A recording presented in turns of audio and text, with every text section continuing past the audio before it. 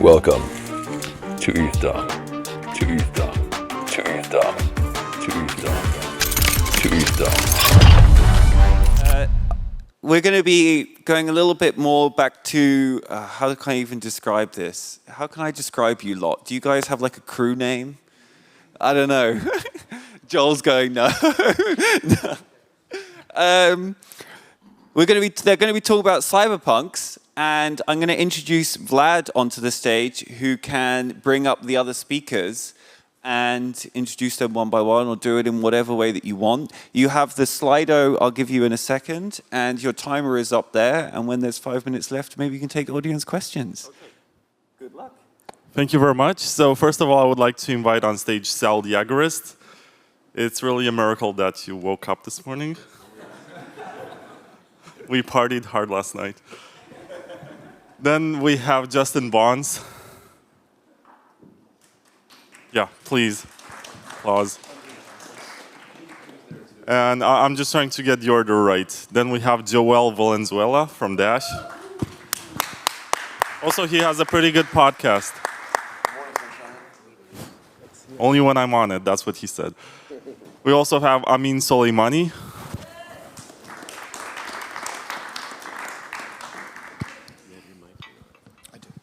And you get to choose your seat. I'll take the last one available.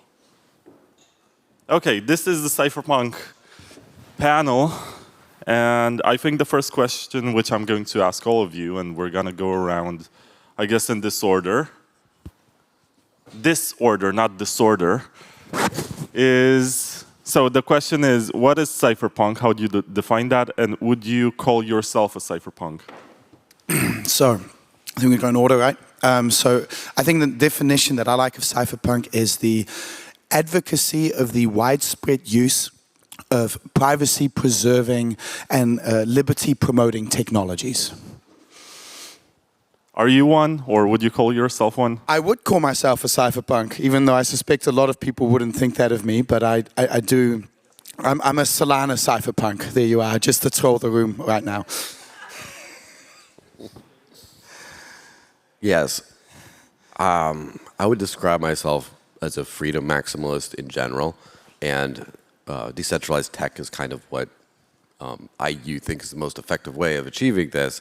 I guess that probably makes me a cypherpunk, but I don't really get too much into those titles. And honestly, I would feel a lot better about the title of cypherpunk if people weren't constantly calling Adam Back that over and over and over again. And now anytime I hear that name, I see his face, and I just think about that's not what I want to represent. But he's the inventor of proof of work, right? Listen, you're not going to get any points from Justin for saying that. He was the inventor of the hash function, not of proof of work itself, I think, right? But yeah, even in the white paper, it's mentioned that Moni Nauer, I think. I just to us, like if cryptocurrency stands for the widespread use of privacy-preserving and liberty-promoting technology, then guys like us would look at Adam Back as the guy that stopped Bitcoin from being widely used, right? That's why I think me and Joel don't see Adam Back as much of a cypherpunk, because he went directly against the initial goals and a vision of the Bitcoin project. So to us, at least, Adam Back very much goes against the cypherpunk movement for that reason. So to be more precise with the allegory, I would say Adam Back is a cypherpunk in the same way that Darth Vader is a Jedi Knight. That's a good one. Okay, Amin, are you a cypherpunk? Yeah. Cypher means code, encryption. Punk represents a form of moral entrepreneurship. So if you're a punk, you believe in some values that society does not necessarily agree with, and you believe enough that you are willing to stake your reputation on promoting those values. And so cypherpunks are people who decided that encryption was meaningfully important to propagate, and were willing to essentially eat shit for years from society until they eventually won, and encryption became widespread and mandated and more approved. So yeah, I think I'm also a cypherpunk. I think we're downstream of the original cypherpunks. So I'm not a cypherpunk. The cypherpunks are upstairs at the hackathon because cypherpunks write code, and I don't write code. I'm just a crypto anarchist. I use the tools that they create. I use code to conceal my activities from the government, and I encourage others to do the same. And that is more than just code in terms of money, but also 3D printing. You know, we transform objects into code so that they can cross borders. And we use code for secure communications to conceal communications from political parasites. So I use the tools that they create, but I don't actually create the tools. I'm more of a connoisseur. I don't think it's the creator. I think it's the advocacy of those tools that makes you a cypherpunk, and not the creation of the tools themselves. I would think. There's many ways we can contribute in society, right? Yeah, I don't know who. I forget what's the dude's name who wrote the manifesto. I think he actually says in. Hughes. Yeah. I think he says in there, like, it explicitly says, like, cypherpunks write code. I don't know, but I think that's what he says. Anyway, I don't now. want to let this become personal, because we spoke about Adam back, and it's unfair because he's not here. He can't defend himself. There's this Eleanor Roosevelt quote that says, you know, big minds talk ideas. So let's stick to that. Let's not talk about people or events. There is this part in the introduction of the Cyphernomicon, which is part of the cypherpunk literature by Timothy C. May. And he wrote something very interesting, that privacy should be supreme, should be absolute, even if it means that some criminals are going to get away. Do you still believe in that, or do you believe that the cryptocurrency space adheres to this philosophy? And we can go in the same order or reverse it. It's your choice. What the question was about privacy? How, can you repeat that again? Right, so I started from this quote from the Cyphernomicon that says privacy should be absolute, even if it means that some criminals will get away. The question is if you believe that we are heading towards this type of philosophy, or we're becoming compliant, like Railgun or whatever. So I think that privacy is becoming the default, and it's only becoming the default because the politicians are becoming more and more strict.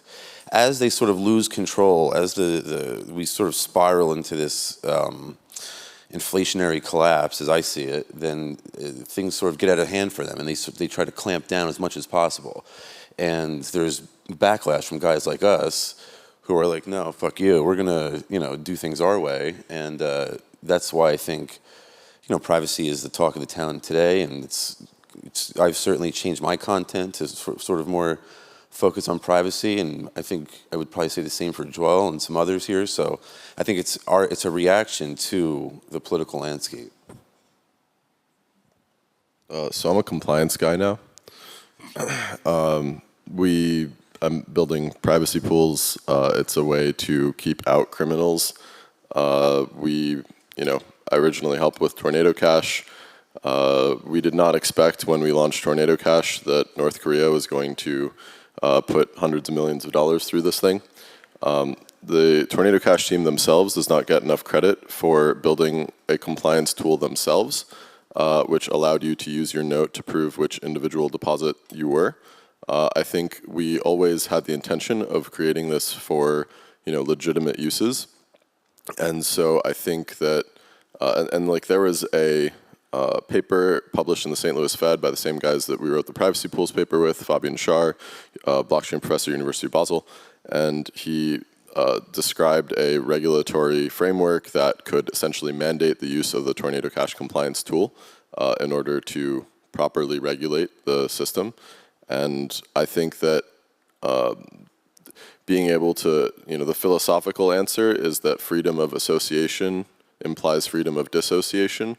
So I should be able to decide who I want to and don't want to associate with. I don't treat that as an absolute. And so I think that you actually get more sovereignty if you have the choice, and you lose sovereignty if you are forced to associate with people that you don't want to necessarily associate with just to get privacy. Yeah, so to go back to the original question about, was basically is privacy starting to boom, to take over. I'm seeing a lot of indications of that. Like, for example, the paragon of the cypherpunk movement, Apple, is now openly advertising privacy features on billboards all over the place. I remember when I first started using Signal Messenger, almost no one used it, and then a CNN reporter I was talking to started using it, and I'm like, oh, that's interesting. And now random people that are not at all in like journalism or cypherpunk anything are kind of using it. Some of the big signs I've noticed is like PayPal and Circle, again, some of the most hardcore cypherpunk projects in the crypto space, are advertising confidential transfers as a feature of hiding balances of transactions. You're seeing a lot of this movement back towards things, and I kind of think that that's the result of, I guess, the hardcore negotiation of some of the extremists, like such as extremists up on the stage here, for example, where people don't like to think about, like, this is one way to make everyone kind of annoyed. The anarchists don't like to think about this, and the governments don't like to think about this, but there is a negotiation between the two ends of the spectrum, where you have like the radicals saying, I won't do what you tell me, doing wildly illegal things, whatever, just living hardcore freedom. The government saying, no, you can't do this, you have to do things this way. And at some point, what happens settles somewhere in the middle of those two things as far as like what you actually get. And we kind of saw, obviously crypto crackdowns in places like the US, for example. And then with the backlash from that, then there was a negotiation with the new administration somewhere a little bit more in the middle of those things. And so I don't think that we're going to the privacy, I guess, paradise that we'd like. But I do think that because of some of the more, some of the people who have sacrificed and worked hard and built awesome tech and got it used at the extreme ends, that sort of pushed it's kind of forced a middle ground to have to exist. And I think that this push towards this trend towards privacy is more a trend towards the middle ground of privacy. It's not a trend towards everywhere we want to go, but it's an improvement because otherwise it could have gotten nothing. I think where we are in regards to privacy, I think is also very much like a reflection of our society and government and the kind of freedom that we have. And I think maybe that's the broader question. I think in some ways privacy is a little bit the canary in the coal mine, right? Like when we lose our privacy, we're really steadily steaming towards totalitarianism. And when we have privacy, it's something that protects us from totalitarianism. So I think there's a certain trend there. So I think it depends what countries we're talking about as well. Like, for all of its flaws, places like the Netherlands and the United States still do respect some of these more fundamental human rights compared to other places in the world. And I think that's an important factor. Overall, I am optimistic about where we're going and where we're going into the future. Also because technology is making it easier and easier. I think one of the traps in the past of a lot of the products of the cypherpunk movement, if people weren't building things for mass adoption.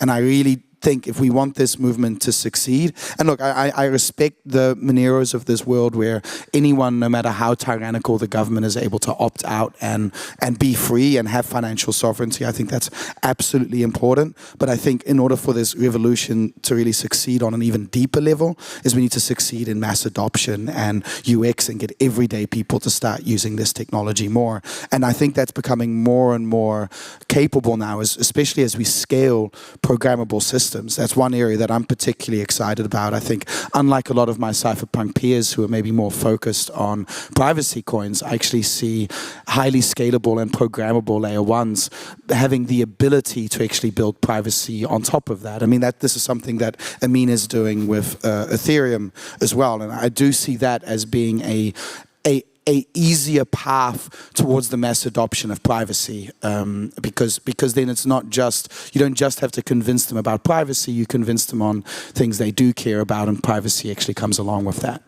And I think that's maybe a little bit more of a pragmatic view on how we can bring about the changes in the world that we want to see. Right now, I think we have some of the best privacy tools we've ever had, and they just keep getting better. But at the same time, if you look at Bitcoin and Ethereum, which are the top two assets, and you're going to mention Solana too, but they don't have base layer privacy on a significant scale or at a significant level. You just have tools to which users can opt in, and then they basically get some extra deniability, but the system is still an open ledger.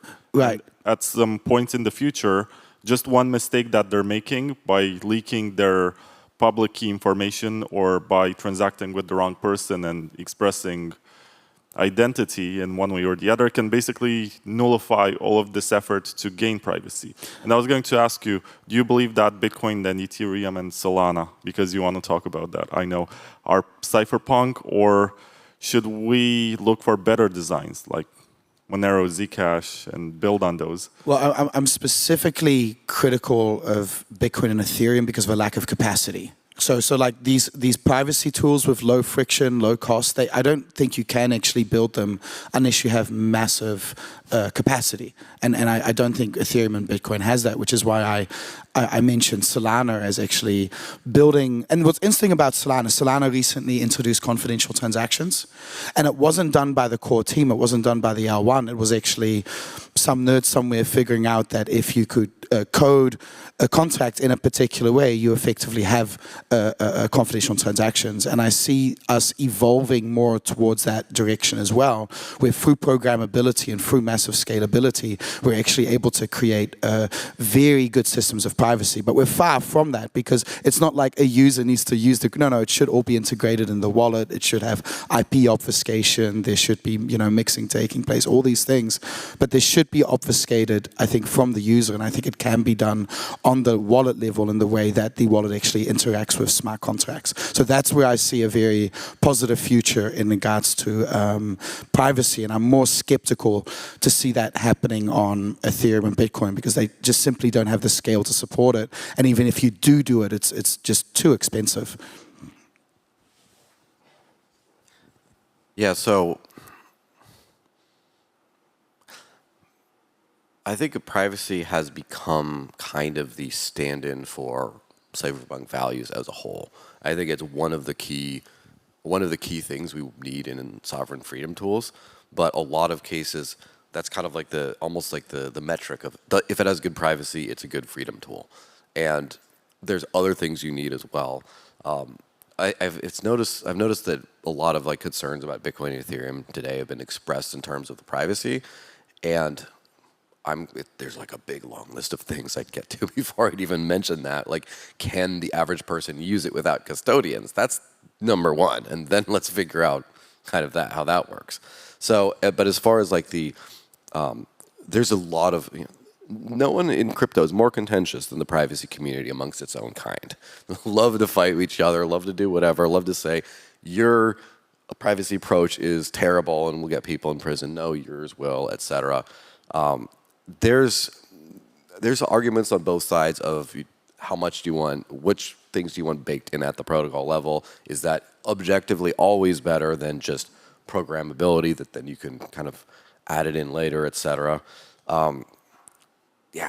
Is anything, I think that where we're going, we should embrace everything that kind of works. And at some point, there are trade-offs for each solution. And obviously, privacy tech is more difficult to deal with, maybe. It's harder to scale, maybe. There's always some small trade-offs that people have to make. So I would just encourage more of it, right, in whatever form it kind of takes. I don't know too much about Bitcoin adding anything. Seems like a pretty hard process. But in terms of Ethereum, there have been different types of proposals to add base layer privacy. Personally, I'm not necessarily against them, but I think it's a little early. And I think that we can sort of run these experiments on having a EVM compatible, like DeFi, DAOs, etc. on other chains. Aztec just launched their testnet, so I think it would be cool to see how that works and see what gets built on top of that. And I would be a lot more comfortable if privacy pools was a more mature product, and if the base layer, for example, if it was just private transactions. There was one proposal where if you send ETH, any ETH send, could be in theory part of an anonymity set, because when you send it, you then are essentially burning it, but from the outside perspective, it looks like you just sent it, and then later you can mint the ETH somewhere else. and nobody knows which of the ETH that you sent corresponds to the ETH that you have now minted. And besides the, possibly freaking people out about no longer being able to account all the ETH, it's dangerous because it means that everybody who sends ETH is now providing privacy to, potential criminals. And so you might want the ability to have that or opt out of that. You might want the ability to use that and then also opt out of being associated with certain people who sent their ETH and who might be North Korea or other types of bad actors that you don't want to associate with. So I, urge caution, I guess. I think that ETH and Bitcoin are more, they're like sort of the Model T of the cypherpunk world. Like the pseudonymity that they introduced was better than what we had, but like we've progressed past it. And of course, ETH was like an upgrade from Bitcoin because now you could do smart contracts using cryptography, which was cool. But now we've progressed past that. Now we have things like Monero and Zano and stuff like that that kind of blows that technology out of the water, as far as I'm concerned. If you're using privacy tools on these public blockchains where everything is clear, there is a chance that you're going to get blacklisted, you're going to get stigmatized. You basically create different classes of coins. You're going to have the ones that have a very, very clear origin and which the exchanges or some of the economic actors will prefer. And then you're going to have sort of the black market coins, which have lesser clear origins, and maybe that, in the case of Bitcoin, they're going to suspect they're from North Korea or from the Silk Road or whatever, and they will say that they're not fungible enough, and if you go through extra mixing processes, you only make it sort of worse. So my question is, do you believe that we need a technical solution to provide fungibility, or is it social to the point where we just have to accept that money is money, and it doesn't matter where it comes from as long as it's the right amount and it's validated by the right network? Yeah, I think we need good technical solutions, but I think the problem ultimately is actually social, the way you put it. And this is something I mentioned about, it's more of a reflection of the society we live in, is like, do we value freedom? Do we value privacy? And just to take a moment to actually remind everyone why privacy matters, right? Like you can't think freely if you don't have privacy, right? It's the stifling effect of not having that moment to really think for yourself and to really be yourself. It's disturbing on a deeply psychological level if you can't speak freely, without fear of repercussions. I really do believe that strongly, and I think what matters, and there's a bigger question that talks about politics here. If we're only talking about technology, we're somewhat missing the forest among the trees here, because it's a bigger political question that does relate to our political systems. Yes, these privacy coins will survive no matter what, no matter how tyrannical our governments get. But I'd much rather find ourselves in a situation where, we have governments that actually respect privacy, and that privacy is a human right, and that privacy is normal, as we like to say at this conference, because it is. And it absolutely is respected in the financial world. Like, for instance, as a registered fund within the financial system, respecting our clients' privacy is of the utmost importance. Like, if we were to leak that data, it would be horrendous. It would be a big ethical and legal breach. So it's not like these concepts are completely alien either. I mean, banks want to keep a lot of their activities secret. Government want to keep a lot of their activities secret. It's just a natural part of being a human being. And if we ignore that, then we become a highly dysfunctional society, and a highly tyrannical society, and a highly totalitarian society. And I think there's a deeper question about psychology, about who we are as human beings, what we value. And I think these actually questions become more important. The technology comes, and the technology will keep improving. But I think this is part of why I think maybe the privacy coins is not the path of least resistance, where, if we build financial products that the world really wants to use and attach privacy to that, I suspect that's an easier path, and that's why I have the position I do. Yeah, so I agree that it's mostly a social thing. Just let's not forget that end-to-end encryption, which is kind of everywhere, was criminalized at one point, and we had to sort of fight very hard for that. And I remember, of course, the privacy coin delisting era that I hopefully think we're kind of coming to the end of in terms of crypto. And so at the end of the day, I think that the governments, the powerful, already have privacy. They already have $1 trillion from the Pentagon just disappear. Whoops, I wonder what happened there. Like, there's already a lot of that stuff on, corrupt bad actors. And at some point, I think there's going to be a smoothing out where you have a lot more normalization of privacy amongst the average person. As far as like the tainting of funds and things like that, it's kind of interesting because in cash societies, or any society, not the Netherlands, unfortunately, but any society like, when I was in Croatia, they used cash all over the place. No coffee shop was like screaming about, oh my gosh, did anyone buy anything illicit with this 10 euro note in the last, 8 hops or 8 users? No one cared about that because partially the technology didn't really allow for that super well. There wasn't that super traceability along the chain of cash. And so because of that, just like maybe we'll have other ways of catching the criminals, whatever. And at some point because blockchain's a public ledger, everything is recorded for, all time. At some point people are like, well, where did this come from? I'm not comfortable with technically the coins, which, what is even a coin, right? Having been used by someone else, that kind of became a thing.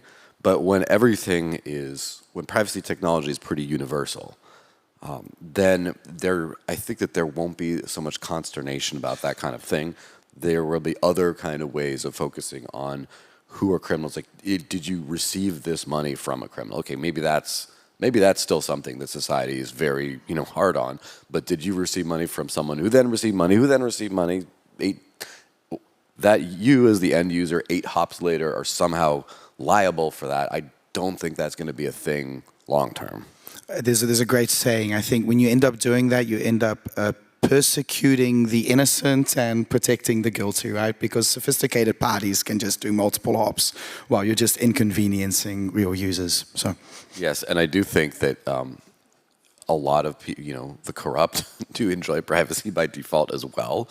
There's a certain, which just sounds a little dark maybe, but like radical transparency would not be beneficial to people who, in say governments or things like that launder money all the time. It's so at some point it's just the fairness of the system of privacy for me but not for thee. Eventually, if you level it out, you end up getting a better standard kind of for everyone. More accountability for the powerful, more privacy for the individual. Yeah, this is my job now. I trace all of the money going into privacy pools. We try to figure out where it's coming from. It's not fungible. If it comes from a known hack, then we reject it. If it comes from like a reputable KYC exchange, then we'll probably accept it. If it comes from a known, Vitalik.eth, we'll accept it. If it comes from like a shady cross-chain DEX, we won't. I think that, the cash example is kind of silly because the amounts we're talking about are very small. There have generally for a long time been laws about large amounts of cash and needing to identify the counterparties of those kinds of transactions. You are also implicitly KYCing when you transact in cash because it's physical, so you literally show up in person wherever you're doing this business. And I think generally speaking, we should be aware that one of the things you said is that the governments have privacy from us, and so the IRGC, the Islamic Revolutionary Guard Corps of Iran, is the largest Bitcoin miner in Iran because they get free energy, and this is how you create clean Bitcoins. And meanwhile, they have surveillance set up so that if you're a protester running around without a hijab, they'll shut down your bank account. So, we want to build tools that people can use for good reasons, and then also protect ourselves from people who are trying to abuse these tools for crime. I don't think privacy is bad, but I think we want to differentiate between legitimate and illegitimate uses of these tools. And so I'm a apparently a fan of non-fungibility. So I disagree because when you use dollars or euros, if every time somebody committed a crime with that euro, they put a little mark on it, then no one would accept that euro from you anymore because it's no longer fungible. So I guess the original question, though, was do we need tools to make public blockchains private? And the answer is no, because we already have them. We have things like Monero and Zano, and that is the tool to make a blockchain more private. So I think it's important. You need fungibility. It's a property of sound money. You can't have sound money without fungibility. But yeah, no, I would say instead of like trying to even add up, dollars aren't fungible, right? They all have serial numbers. right, but they're all accepted. Like $1 is equal to another, but one Bitcoin that was used on the Silk Road, is not equal to a Bitcoin that's a clean Bitcoin or something like that. I mean, if like the government picks up the dollars, then they'll just like auction it, back or like use it, recirculate it, right? If you pick up, like, do you really okay? To make the example, it's like if the mafia comes in and gives you dollars, and they're the mafia, and it came from like a crime, are you complicit in that? If you know. Well, if Mr. Gambino, like if I do work for him and he owes me money, I want to get paid. You know what I mean? And if those dollars are marked or something like that, and I can't get paid, then it's an issue. But the point is that money is supposed to be used for everything, good and bad, right? Just as dollars are used for good and bad, crypto should be used for good and bad. It should be up to the individual. What could it be used for more good than bad? Like, or is it? Yeah, it depends on the individual actor, right? On whoever's holding the crypto. But good and bad, I think, is contextual because, like, Of course, right. like we want large institutions to be transparent, and we maybe want more individuals to be more private. So it's like having the option to do both. I think is very important in terms of achieving the good. Yeah, no, I agree. I think that we should know everything that the governments are doing. I don't believe there should be governments, though. So I mean, like, I just say get rid of the government, and you solve that problem altogether.